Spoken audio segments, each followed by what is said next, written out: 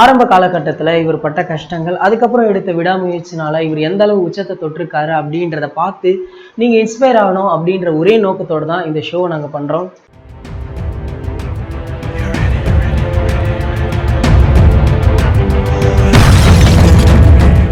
இந்த தலை போல வருமா ஷோவை எவ்ரி வீக் ஃப்ரைடே கண்டிப்பா அப்லோட் பண்ணிடுவோம். இதுக்கு உங்களுடைய சப்போர்ட் கண்டிப்பா தேவை.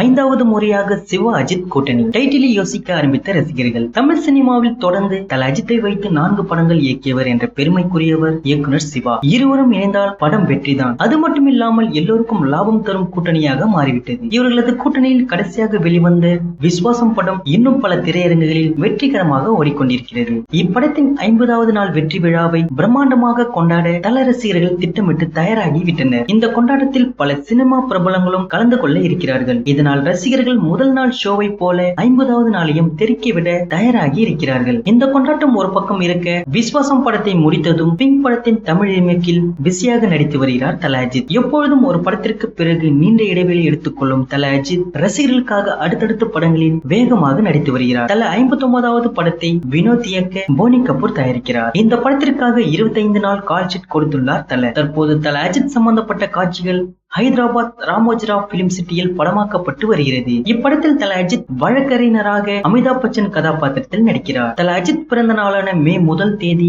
இப்படத்தை ரிலீஸ் செய்ய படக்குழு திட்டமிட்டுள்ளது. தனது பிறந்த நாளை எப்பொழுதுமே சிம்பிளாக யாருக்கும் தெரியாமல் கொண்டாடி விடுவார் தல அஜித். ஆனால் ரசிகர்கள் தமிழ்நாட்டையே திருவிழாவாக மாற்றி விடுவார்கள். இந்த முறை தல 59வது படத்தை பிறந்தநாள் பரிசாக ரசிகர்களுக்கு தருகிறார். மே 1 தேதி தமிழ்நாடு எப்படி இருக்கும் என்று சொல்லவா வேண்டும். இப்படத்திற்கு பிறகு தல 60வது படத்தையும் போனி கபூர் தயாரிக்கிறார். இந்த தகவலை ஏற்கனவே அதிகாரப்பூர்வமாக அறிவித்து விட்டனர். அந்த படத்தையும் வினோத்தை இயக்குகிறார் என்ற தகவலும் பரவி வந்தது. ஆனால் தல 60வது படத்தை இயக்குனர் மாற்றம் செய்யப்பட்டுள்ளதாக தகவல்கள் வெளியாகியுள்ளது. அதாவது தல 60வது படத்தை வினோத் இயக்கவில்லை. அவரது படத்திற்கு முன்பு சிவா இயக்கத்தில் மீண்டும் ஒரு படத்தில் நடிக்க இருக்கிறாராம் தல அஜித். இது எகிப்து படமான ஹெப்டா தி லாஸ்ட் லெக்சர்ஸின் ரீமேக் என சொல்லப்படுகிறது. இந்த படத்தின் ரீமேக் உரிமையை போனி கபூர் ஏற்கனவே வாங்கிவிட்டாராம். தல 59வது படத்தை முடித்த பிறகு வினோத்தின் சொந்த கதையை மெருகேற்றும் வேளையில் அவர் ஈடுபட இருப்பதாக கூறப்படுகிறது. இந்த புதிய தகவல் மூலம் தல அஜித் அடுத்தடுத்து 3 படங்கள் போனி கபூர் தயாரிப்பில் நடிக்க இருப்பது தெரிய வந்துள்ளது.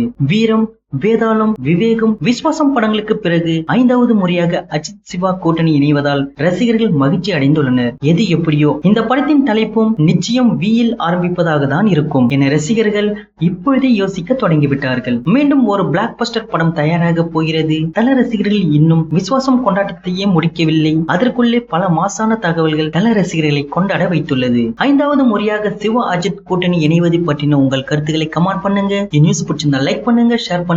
மேலும் இது போன்ற தகவல்களை உடனுக்குடன் அறிந்து கொள்ள நம்ம கிரீன் விஷன் சேனலை சப்ஸ்கிரைப் பண்ணுங்க. மறக்காம பக்கத்துல இருக்கிற பெல் பட்டனை கிளிக் பண்ணுங்க. இந்த 2 வீடியோ நீங்க மிஸ் பண்ணிருந்தீங்கன்னா கிளிக் பண்ணி பாருங்க.